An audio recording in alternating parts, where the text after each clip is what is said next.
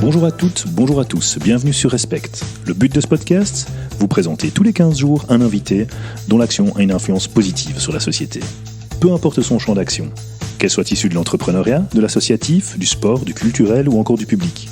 Ce qui compte, c'est qu'elle ait décidé de se bouger. Leur point commun, énergie positive, courage, détermination et sens du fair play.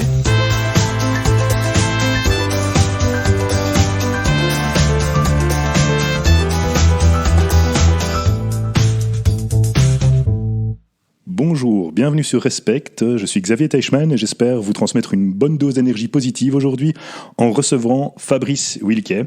Alors, avant de demander à Fabrice de se présenter, je vais simplement expliquer pourquoi on a invité Fabrice à cette interview. Tout simplement parce que déjà voilà, on va pas se mentir, je connais Fabrice depuis très longtemps, on s'est entraîné ensemble, on a fait du triathlon ensemble, j'ai souffert plutôt en essayant de le suivre, et en discutant avec Fabrice il y a quelques années, il y a quelque chose qui m'avait fort frappé, c'est finalement qu'il avait découvert son why, c'est le pourquoi il voulait faire les choses, ce qu'il avait envie de faire, et au fait il s'est orienté de plus en plus vers une passion qu'est le sport, et d'autres choses encore qu'il vous expliquera, mais le sport, pas spécialement pour le sport, mais plutôt pour l'impact positif, justement, c'est ça qui rejoint notre podcast, l'impact positif que ça avait sur la société, et justement en termes de tout ce qui est travail sur la dépression, travail sur les maladies, etc. Donc, mais il va nous expliquer ça plus en profondeur, et donc merci d'avoir accepté, Fabrice, et je vais te demander du coup de te présenter à nos invités. Merci Xavier aussi d'être là. Je m'excuse encore pour tout ce que j'ai pu te faire subir dans le passé lors des entraînements. Ça va, t'inquiète, c'est aussi grâce à ça que j'ai réussi mon challenge à l'époque, donc c'est moi je te remercie, t'inquiète. Ok, donc j'ai servi à quelque chose, c'est bien.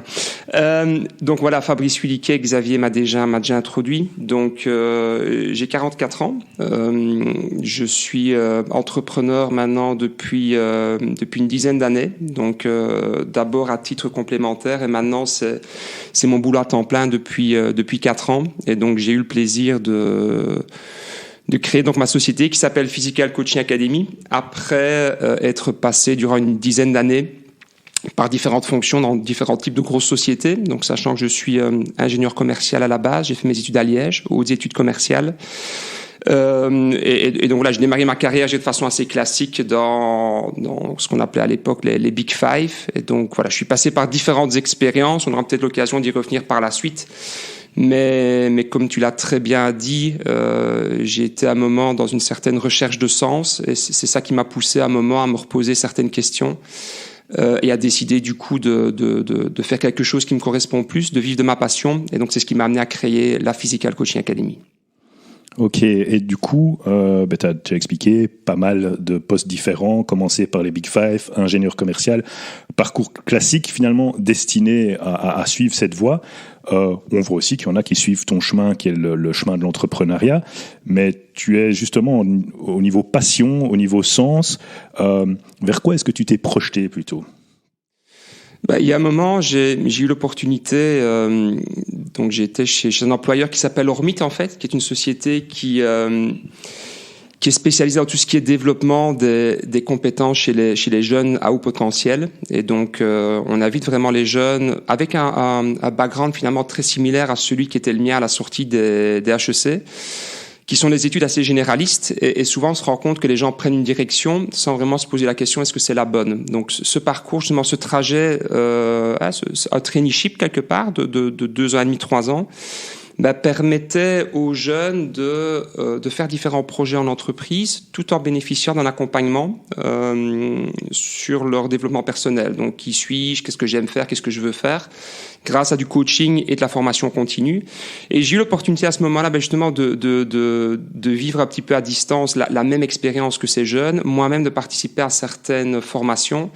Et c'est là que j'ai fait vraiment ce travail de me reposer les questions, ok, qu'est-ce qui me correspond vraiment, et sans réexpliquer tout le détail de ce cheminement, Ce qui est assez comique, c'est que mes deux parents en fait étaient à la base profs de gym. Je me retrouve maintenant dans le secteur du sport, donc peut-être que quelque part ça y a contribué. Et pourquoi est-ce que je me suis orienté à la base vers des études comme les études commerciales? C'est parce que finalement je ne sais pas vraiment ce que je voulais faire, comme je pense beaucoup de jeunes à cet âge-là. Et donc je suis parti là-dedans. Mais ce sport est toujours resté. Donc, je l'ai pratiqué. Dans tous les boulots que j'ai faits, systématiquement, je prenais des gens avec moi pour aller courir le midi. Donc, j'ai toujours eu cette volonté, quelque part, de motiver les gens à faire du sport. Donc, ça, c'est une chose, quelque part, qu'à un moment, j'ai retrouvé dans ma vie, de me dire, tiens, il faudrait peut-être que j'en fasse quelque chose. Et deuxièmement aussi, j'ai eu l'opportunité de travailler comme enseignant en cours du soir dans les sciences économiques. Et j'ai toujours beaucoup apprécié le partage, donc par la formation. Et donc quelque part, à moi, ces deux choses sont mises ensemble. Le sport, mais plus quelque part la santé et quelque part la formation. Et aujourd'hui, Physical Coaching Academy, c'est un centre de formation pour tous les métiers qui touchent quelque part au sport et à la santé.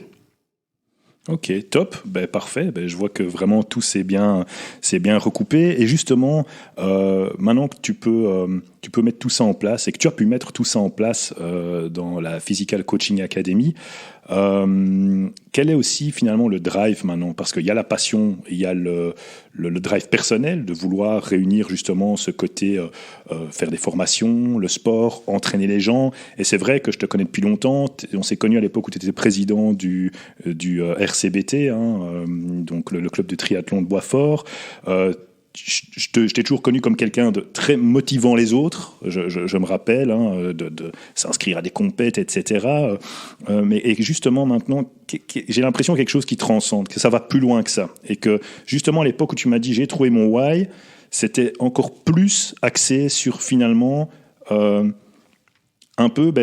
maintenant que je suis bien avec moi-même, je vais faire quelque chose de peut-être encore mieux pour les autres. C'est ça que moi j'ai vu. Je me trompe peut-être, je pense pas, mais je voudrais que tu m'en parles un peu plus. Non, mais c'est absolument ça. C'est vrai qu'à partir du moment où on se dit, OK, c'est ma passion, c'est ça que je veux réaliser. Donc, c'est mon why, comme tu l'as très bien dit. Et c'est aussi le why, finalement, de la société maintenant que je gère. Mais quelque part, j'ai voulu chercher à un moment cet effet qu'on pourrait appeler un effet multiplicateur. C'est comment toucher un maximum de monde. Et aujourd'hui, je dirais, c'est que ce qui me fait lever tous les matins, c'est que j'ai vraiment, en tout cas, ce sentiment. Donc, j'espère qu'il est réel, de pouvoir aider des gens à sentir mieux, voire même parfois à changer de vie. Et je dirais que ça, si je dois un petit peu concrétiser tout ça se retrouve à 3 niveaux. Donc, premièrement, j'ai voulu créer un environnement de travail. Donc, il faut savoir que la Physical Coaching Academy aujourd'hui compte 7 collaborateurs sous le staff fixe à temps plein, plus une dizaine de formateurs indépendants. Donc, j'ai voulu créer aussi un environnement de travail finalement qui selon moi, correspond aussi aux besoins actuels et peut-être des choses qui m'ont manqué aussi dans le passé. Donc, un certain style de leadership qui est plus le mien et qui, je pense aussi, peut permettre aux gens de se développer. Et j'ai plaisir tous les jours de retrouver les collaborateurs parce que voilà, j'ai le sentiment aujourd'hui qu'on a un environnement de travail qui est sain, où les gens ont la possibilité de se développer et que tout le monde œuvre vraiment à la même mission. Donc ça, c'est une première chose, c'est de pouvoir aider les gens finalement à avoir un boulot où ils sont contents d'aller le matin, où ils se sentent bien. Qui fait sens, au fait, si j'ai bien compris, c'est cette mission, c'est à quoi on sert, pourquoi on est là, à quoi on contribue. Exactement, oui, et c'est ça. Et du fait d'être authentique, c'est aussi attirer dans l'équipe des personnes qui se retrouvent totalement par rapport à cette mission.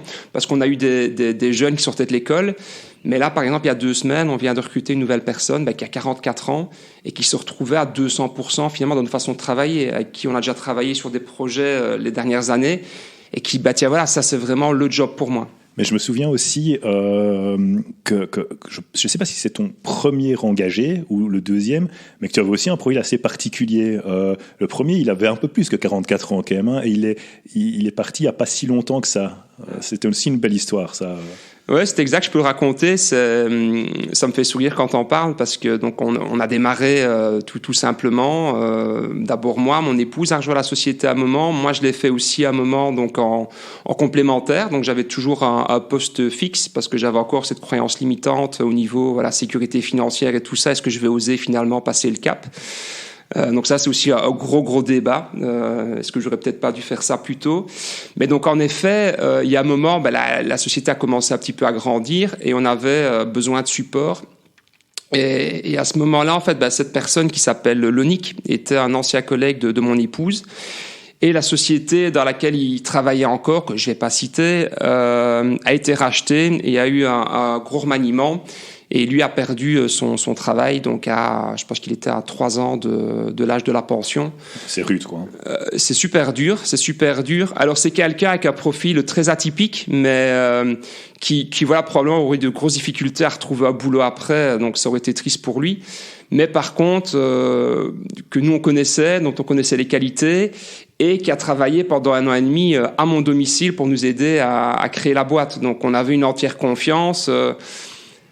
L'anecdote, c'est aussi qu'on avait un petit chien, même après au bureau, Lonick sortait le petit chien tous les midis. Donc vraiment ce côté très familial. Et donc en effet, nous sommes un peu une sorte de petite start-up et Lonick est parti à la pension maintenant il y a plus ou moins 1 an. Donc ça a été notre premier pensionné. Mais c'est excellent, c'est génial. Je trouve ça vraiment.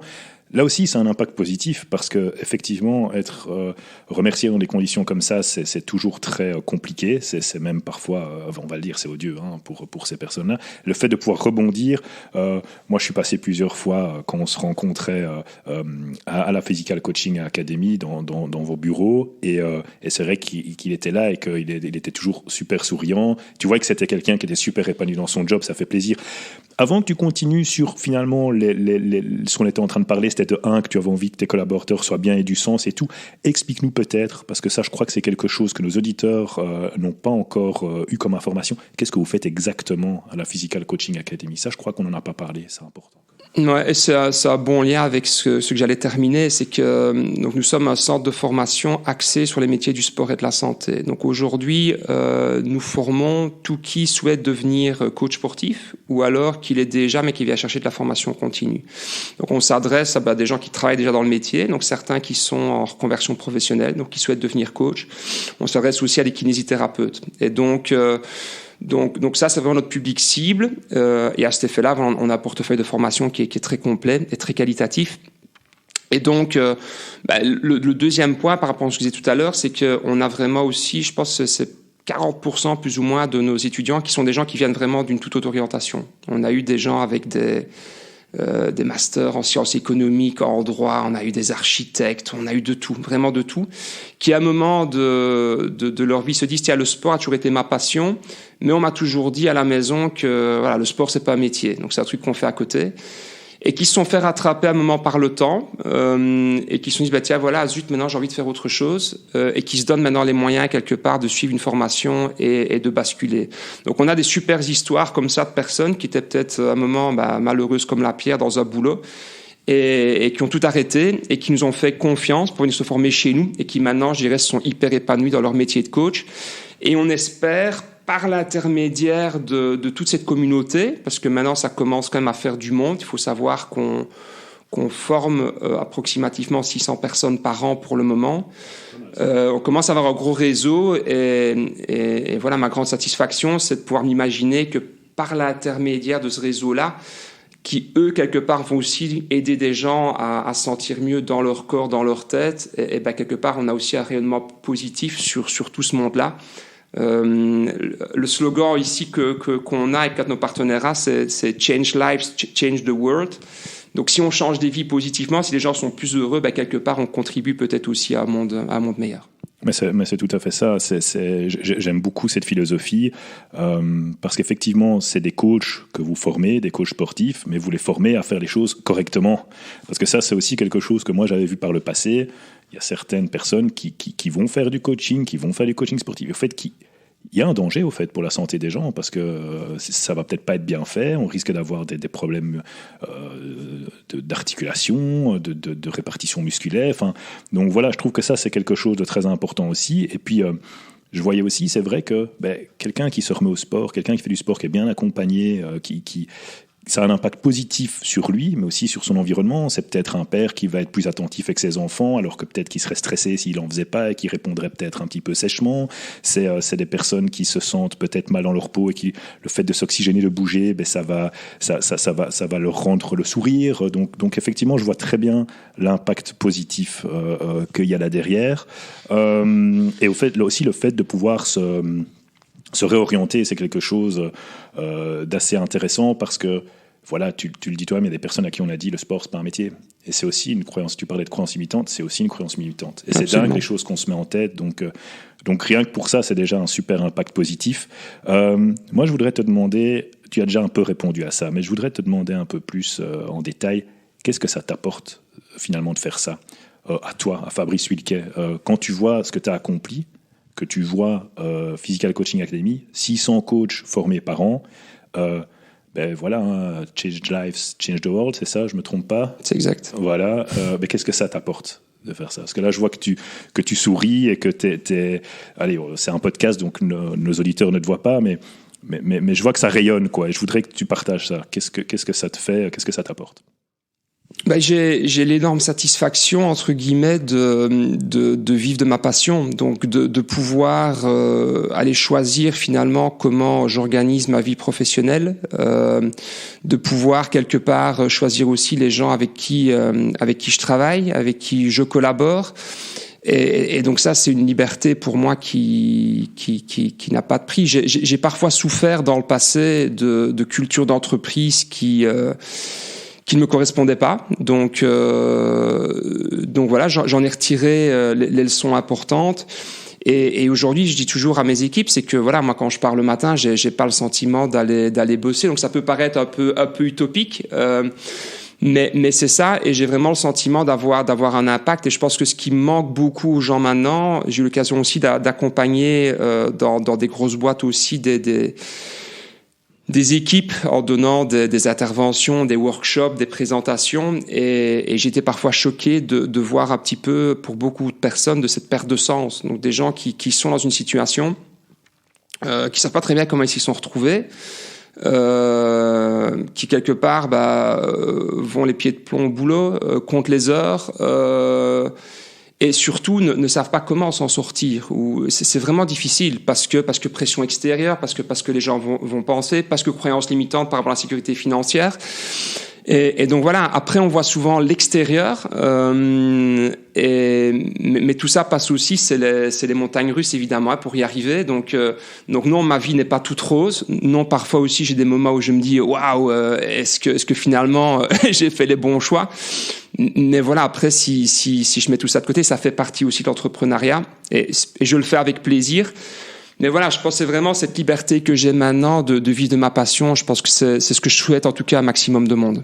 Ok, super. Effectivement, tu le dis souvent pour l'entrepreneuriat, on utilise souvent la métaphore de l'iceberg. C'est que on voit ce qui est à la surface et on voit l'entreprise qui fonctionne, on voit le côté épanoui.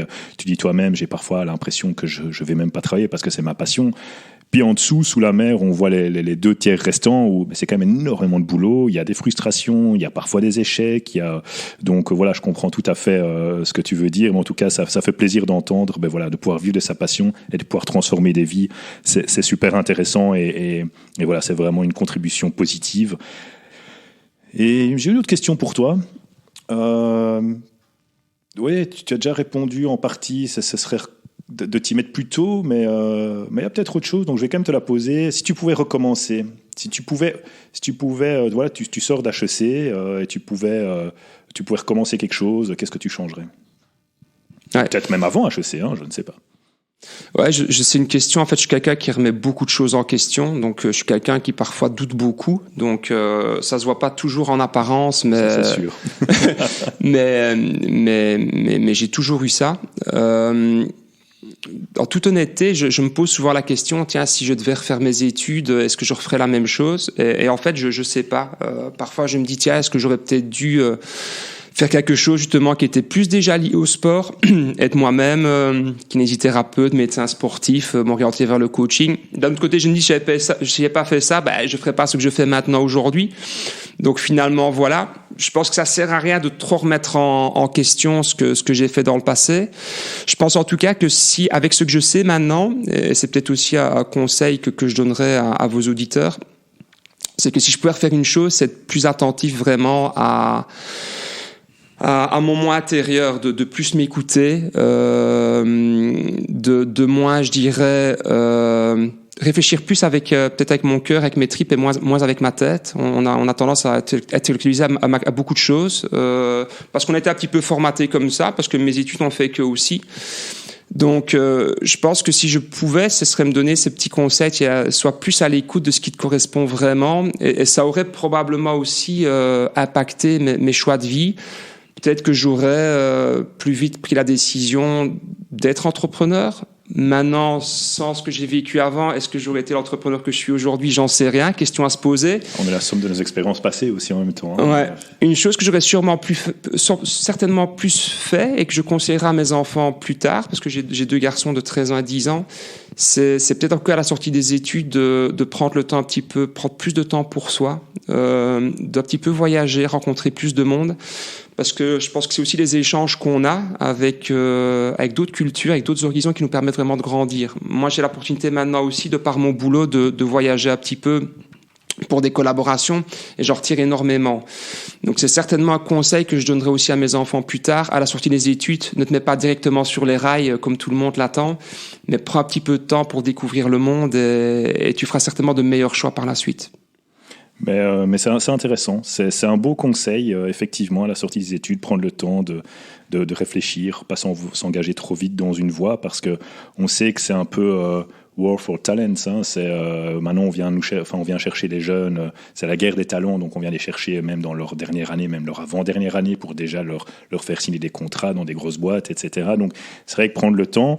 Je voudrais revenir aussi sur les études, parce qu'on va faire un petit clin d'œil à HEC Liège, qui a une bonne formation, et voilà, comme moi je donne cours là-bas à HEC Liège, Executive Education, je les salue, et c'est vrai que probablement que cette formation fait aussi que tu t'es intéressé à l'entrepreneuriat, parce que je pense que c'est le fondement, c'est tout ce qui est économique, etc. Donc ça joue aussi, quoi, hein, comme tu le dis. Est-ce que tu aurais fait les mêmes choix si tu avais fait la médecine sportive ou pas? Donc voilà, je trouve ça intéressant. Moi, je voulais savoir aussi quels sont les modèles, les personnes qui t'ont inspiré, au fait. Si déjà il y en a, je pense, on en a tous, mais s'il y en a que tu voudrais partager avec nous. Ouais, 2 modèles. Je comprends la question un peu dans 2 sens. Est-ce qu'il y a des modèles, je dirais, un peu plus économiques ou de management qui m'ont inspiré? Et ça, je peux en toucher un petit mot. Par rapport aux personnes, très honnêtement, je pourrais sortir plein de noms très classiques, voilà, que tout le monde sort. Mais personnellement, je pense que j'ai beaucoup aussi appris de personnes finalement qui m'ont peut-être desservi au cours de ma carrière. Et j'ai peut-être aussi parfois des exemples de ce que je voulais pas devenir. On va peut-être pas les nommer, du coup. Voilà, j'avais justement la liste sous les yeux, donc une petite vengeance personnelle. On mettra le lien dans la description. On mettra leur profil LinkedIn. D'accord, ça va. Évite de dire que ça vient de moi, évidemment. Ce sera peut-être difficile dans le cadre du podcast. On trouvera sûrement une solution. Mais j'ai pas comme ça vraiment un rôle modèle. Après, il y a en tout cas une personne que je prends vraiment comme exemple. C'est pas dans ma vie professionnelle, mais c'est mon grand-père paternel, que je viens de perdre d'ailleurs ici il y a quelques mois, que tu as très bien connu aussi d'ailleurs sur les courses de triathlon. Ouais, il était là à toutes les courses. Il était là à toutes les courses, donc c'est encore le grand-père qui a vécu pour ses enfants, pour ses petits-enfants. Donc quelque chose qui se perd aujourd'hui, justement, de plus en plus.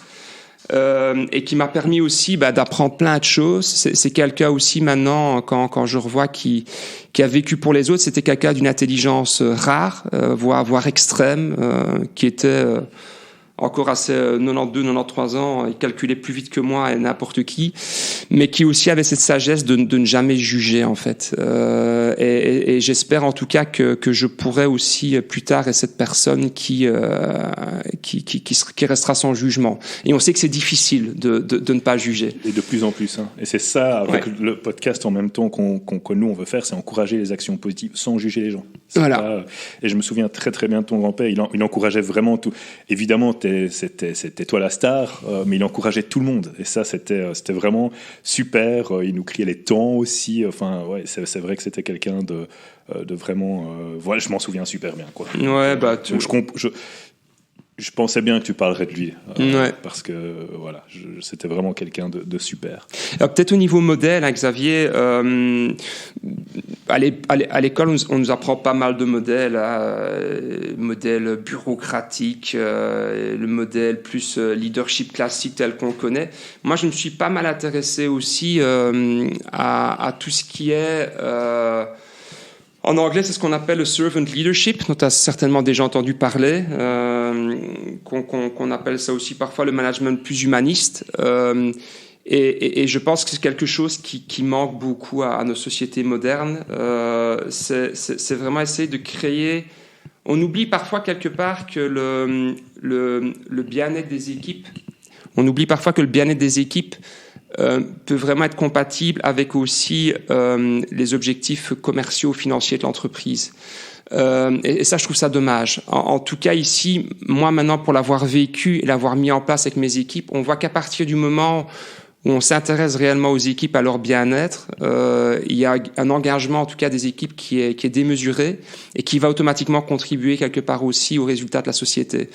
Donc j'invite tout qui aujourd'hui écoute et gère une équipe, que ce soit de quelques personnes ou plus grandes, de s'intéresser aussi à ce type de modèle, parce que pour avoir vu un peu la différence avec ce qui se faisait dans les grosses sociétés, je pense qu'aujourd'hui c'est quelque chose qui de plus en plus va porter ses fruits, et je l'ai vécu ici suite à la crise. Je pense que les modèles classiques, bureaucratiques, hiérarchiques, en temps de crise sont très difficiles à tenir. Par contre, j'ai vu ici qu'avec des équipes engagées, en temps de crise, justement, elles sont derrière et elles sont là aussi pour affronter la situation quelle qu'elle soit. Ouais, c'est tout à fait vrai. C'est un modèle que je prône aussi énormément dans les formations que je donne. C'est, si vous voulez de la performance, il faut que les personnes soient compétentes, et ça, vous pouvez les aider à devenir compétentes, mais aussi il faut qu'elles soient motivées. Et on peut avoir une motivation qui est négative parfois. Ça, c'est quelque chose de dramatique. Et alors, à ce moment-là, effectivement, quand on est en crise, les gens quittent le navire, c'est tout. Tandis que si on arrive à faire en sorte, et c'est le rôle du manager, de faire en sorte que ces personnes soient motivées et aient du sens, trouvent pourquoi elles font les choses, à ce moment-là, elles se retroussent les manches et elles redressent la barre avec le leader, quoi. Donc, non, bien sûr, c'est super important. C'est extrêmement important. Je suis content que tu partages ça avec nous.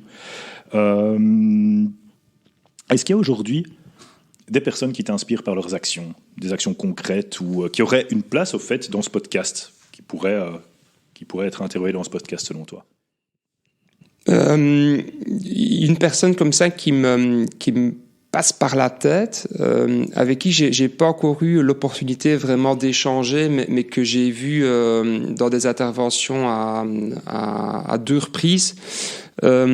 C'est un néerlandophone, à voir si son français serait suffisamment correct que pour faire un podcast avec vous, mais c'est Arnoud Raskin. Je sais pas si tu as déjà entendu parler. Donc c'est un entrepreneur flamand aussi qui a mis en place une société qui s'appelle Streetwise et Mobile School. En fait, qui était sur le terrain, dans la rue, dans des régions très défavorisées, donc vraiment des enfants en difficulté, dans des ghettos, et qui leur a amené quelque part via son système de mobile school, qui a amené quelque part de l'éducation et de la formation dans les rues. Donc il a développé une sorte de tableau comme ça sur roulette qui pouvait amener dans les rues où les enfants étaient, vraiment dans des ghettos, et de manière assez ludique, en mettant en avant le jeu, de permettre à ces enfants justement d'apprendre. Et donc, quelque part, c'était un réel win-win, parce que d'un côté, il amenait vraiment l'éducation à des enfants qui n'y avaient pas accès. Et il a été en contact avec ces jeunes, et il en a retiré aussi des enseignements sur comment est-ce que ces enfants s'adaptent et réussissent dans un environnement qui est extrêmement difficile. Et tous ces enseignements, il les a ramenés et il les enseigne aussi quelque part à les équipes de management. Donc, comment est-ce que les enfants de la rue font quelque part pour réussir? Et tout ce qui a été récolté comme bénéfice de par les formations qui sont après données dans le monde corporate, sont totalement réinvestis vraiment dans ce projet social. Donc c'est quelque chose, je me rappelle quand il en a parlé la première fois, j'ai été je veux dire, sur mon derrière de dire ouais, c'est vraiment génial ce qu'ils ont fait. Je connaissais pas du tout, c'est super inspirant en fait. Ouais, c'est très très inspirant. Donc comment justement les deux se servent. Donc et donc oui, très connu en tout cas aujourd'hui, peut-être plus du côté néerlandophone. Donc voilà, tant qu'à faire, autant ouvrir un peu les esprits. Donc ça c'est une personne à qui je pense. Et peut-être aussi une personne qui pourrait être intéressante de rencontrer, plus jeune.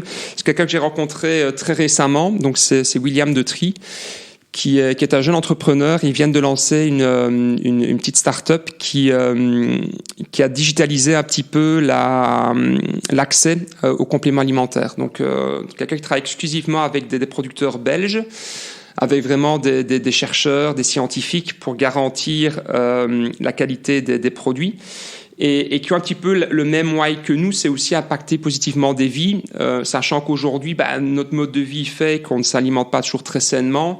Et les gens ne savent jamais très bien, OK, qu'est-ce que je dois prendre, comment, à quel dosage. Et ici, ils ont vraiment facilité l'accès aux compléments alimentaires via une plateforme en ligne.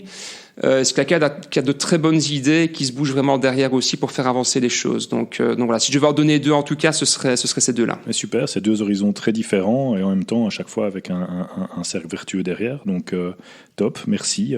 On verra pour voir si on peut les contacter et si au niveau néerlandophone, on peut faire quelque chose. C'est ça. Donc ça, c'est clair. Mehdi, voilà, on voit que tu as quand même une vie pas mal chargée, hein, donc 2 enfants, une boîte à faire tourner, beaucoup de sport, etc. Mais justement, je voulais voir avec toi si tu avais des routines qui t'aident au quotidien. Voilà, t'en as qui méditent, t'en as qui font, je sais pas moi, de l'aquaponie. Toi, c'est quoi ton truc ? De l'aquaponie. Ok, je vais me renseigner là-dessus.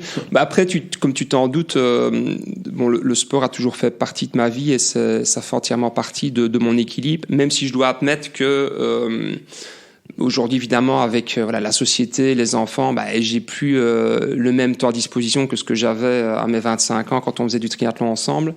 Mais je me rends compte que quand j'ai des périodes dans ma vie où de par l'agenda chargé, j'ai moins le temps d'aller faire du sport, je sens que par rapport à mes capacités aussi à bien faire mon métier, je suis impacté. Donc ça, c'est quelque chose que j'essaie systématiquement de faire 2 à 3 fois du sport, en tout cas par semaine, donc de façon la plus efficace possible. Et maintenant, j'ai la chance que mes enfants sont un peu plus grands, donc je peux partager aussi cette passion avec eux et la transmettre. Donc le sport, de toute façon, j'ai pas de routine très fixe, ça dépend vraiment un petit peu de mon planning. Et donc souvent, c'est soit vélo, course à pied ou salle de fitness. Je dis toujours aussi que une expression qui dit que le meilleur coach qu'une personne puisse avoir, c'est un chien. J'ai 2 chiens ici qu'on a recueillis en refuge. J'ai un chien que j'ai trouvé dans la rue durant le premier lockdown. Je marche 3 fois par jour avec les chiens, et ça c'est aussi quelque part un rendez-vous obligatoire, mais qui me fait énormément de bien, parce que je sais que ça me permet d'avoir mes 10 000 pas, qui sont un petit peu le minimum syndical requis, et voilà, ça m'aère. Donc première chose que je fais quand j'arrive au bureau, après avoir déposé mon petit à l'école, c'est que je fais une petite balade avec le chien. Et c'est un moment aussi où je réfléchis par rapport à comment est-ce que mon planning de la journée va se mettre en place, et ainsi de suite. Et souvent, on a une petite aussi sortie avec madame le soir. Et c'est aussi le moment où on refait un petit peu comment la journée s'est passée, on échange sur dernières choses. Donc ces petites sorties avec le chien sont finalement très très bénéfiques en ce qui me concerne. Ah ouais, top. Et petit débriefing avec ta femme le soir. En fin de journée. Ouais. Lors d'une balade. C'est une bonne idée aussi. C'est une bonne idée, faire le point. Parce que vous travaillez ensemble, hein, c'est absolument, ça ? Ouais. Absolument. Écoute, moi j'ai encore 2 questions à te poser. L'avant-dernière, c'est de savoir, au fait, si tu peux nous communiquer soit le titre d'un livre ou d'un podcast ou d'une émission que tu pourrais recommander, au fait, à nos auditeurs. Ouais. Un livre en tout cas qui m'a beaucoup aidé, et à chaque fois que j'ai eu un nouveau collaborateur qui ne connaissait pas, Je reprenais chaque fois ce modèle et je le dessinais au tableau pour lui réexpliquer, surtout les jeunes. C'est très connu, hein, donc c'est les 7 Habits of Highly Effective People de Stephen Covey, donc les 7 habitudes des personnes quelque part qui performent. C'est un modèle très simple, mais que je trouve extrêmement bien fait. Et même moi, personnellement, je me repose parfois les questions, ok, est-ce que j'applique bien ces bonnes habitudes? Et souvent, on connaît très bien les 6 premières, qui permettent de passer de dépendant à indépendant, et puis d'indépendant à interdépendant. En fonction un petit peu de son développement personnel, mais on oublie souvent la 7e. Okay. Je ne sais pas si tu t'en souviens par cœur, Xavier, de la 7e. Mais écoute, la 7e m'échappe, mais effectivement, le livre est très connu. Et je sais comme la plupart des personnes, je me rappelle de certaines de ses habitudes. Okay. Mais je suis persuadé que quand tu vas me dire la 7e, je dirais, mais oui, évidemment. Et on mettra dans la description du podcast, on mettra le lien. Ouais, donc la 7e, je lis beaucoup en anglais, c'est sharpen the saw, donc c'est aiguiser sa scie. Et ce que Covey explique, c'est cette anecdote de quelqu'un qui travaille en forêt, qui est en train de scier du bois. Et oui, c'est juste, évidemment. Tu t'en souviens? Et il y a quelqu'un qui se balade et qui le voit scier du bois, et en fait, sa scie est vieille, est rouillée, et entre guillemets, ça rentre à peine dans le bois, il met une énergie de dingue là-dedans. Et la personne qui se promène, très gentiment, lui dit, tiens, si j'étais vous, je sortirais ma scie de l'arbre, j'irais l'aiguiser, et puis après, je reprendrais mon travail, ça irait beaucoup plus vite. Est-ce que le pauvre gars, entre guillemets, qui est en train de suivre lui répond, écoutez, regardez un petit peu tous les arbres que j'ai encore à scier, j'ai vraiment pas le temps d'aller aiguiser ma scie. Et c'est quelque chose qui m'est toujours resté. Et je pense cette capacité parfois à prendre un petit peu de distance par rapport à son quotidien, de se reposer les bonnes questions et de voir, ok, comment est-ce que je pourrais être plus efficace dans ma vie privée, dans ma vie professionnelle, ça fait du bien. Donc trouver ces petites bulles d'oxygène quand on promène son chien, quand on fait de l'aquaponie ou autre chose, c'est quelque chose de très important. Donc ouais, 7 Habits of Highly Effective People, un livre que je recommanderais. Ouais. Très chouette, on le mettra en description. Effectivement, la petite histoire de la scie, je pense que tous les auditeurs qui écouteront cet épisode la retiendront grâce à toi. Et c'est vrai que c'est important de bien préparer les choses. Je crois que c'est Abraham Lincoln qui disait que s'il devait couper un arbre, il passerait 99% du temps à aiguiser sa hache. Voilà. Et puis après, il pourrait faire un travail plus efficace. Donc, ça se rejoint. Mais du coup, comme on est dans Covey, Abraham Lincoln, etc., est-ce qu'il y a une citation qui t'inspire, et si oui, laquelle? Il y en a plusieurs, certainement. J'aime beaucoup ça, d'ailleurs. Si tu vas voir sur les médias sociaux de la Physical Coaching Academy, tous les dimanches, on a une petite citation, parce que voilà, c'est toujours très sympa. Moi, il y en a une que je répète très souvent au bureau aussi, parce que c'est souvent une erreur que les gens font. Je dis toujours, c'est « never assume, always ask ». Donc, faites attention à ne pas faire trop de suppositions. Allez toujours poser la question. Donc, ça se rejoint aussi un petit peu avec la notion de jugement dont on parlait tout à l'heure. Je pense que si on s'intéresse vraiment aux gens, si on va à leur rencontre, si on écoute, et j'aime toujours dire aussi qu'on n'écoute pas uniquement avec ses oreilles, mais qu'on doit aussi écouter avec ses yeux et avec son cœur. Si on écoute vraiment, entre guillemets, voilà, c'est hyper riche. Par contre, si on ne le fait pas, on passe à côté de beaucoup, beaucoup de choses. Ouais, très bonne citation. C'est aussi très intéressant. Il y a un acronyme que j'utilise souvent aussi qui est la SNCB. C'est supposer nous conduit à la bourde. Voilà. Donc on se rejoint là-dedans.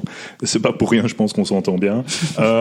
Mais voilà, on arrive à la fin de ce podcast. Je vais te remercier déjà pour ton temps, surtout d'avoir partagé cette chouette énergie positive avec nos auditeurs. J'espère qu'ils auront pris beaucoup de plaisir à écouter ce podcast, au moins autant que j'en ai pris à l'enregistrer avec toi.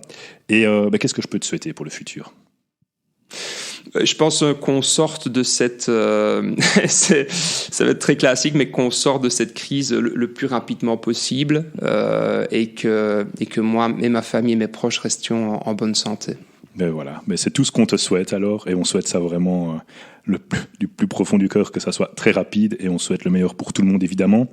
Je vais juste rappeler à nos auditeurs qu'en accompagnement de ce podcast, on va aussi rédiger un article de blog parce que quand on prépare ça, quand on discute avec Fabrice, on a discuté peut-être une demi-heure avant de lancer l'enregistrement. Il y a des choses qui sont sorties de cette discussion qui n'ont peut-être pas été reportées dans le podcast et donc voilà, je ferai un article de blog que vous pourrez aller consulter sur rspct.io. Donc comme ça, vous pourrez en savoir plus sur Fabrice, sur la Physical Coaching Academy. Et j'y mettrai aussi les liens de ce dont on a parlé, comme les livres ou Hormit pour les jeunes qui nous écoutent et qui veulent une expérience professionnelle un peu différente et formatrice. Mais à l'heure actuelle aussi, le polo n'est toujours pas prêt. Oh. Mais oui, donc je ne vais pas pouvoir te remettre ton polo aujourd'hui. Par contre, dès que c'est prêt, on te l'envoie ou bien je viendrai te l'apporter. Et je compte sur toi, soit pour nous envoyer une photo qu'on pourra publier sur Instagram, soit je viendrai la prendre moi-même et je la publierai. Voilà. C'est donc, comme vous voulez. Voilà, on s'arrangera. Mais quoi qu'il en soit, je te souhaite à toi et à nos auditeurs le meilleur. Et c'était Xavier Teichmann pour Respect. À très bientôt.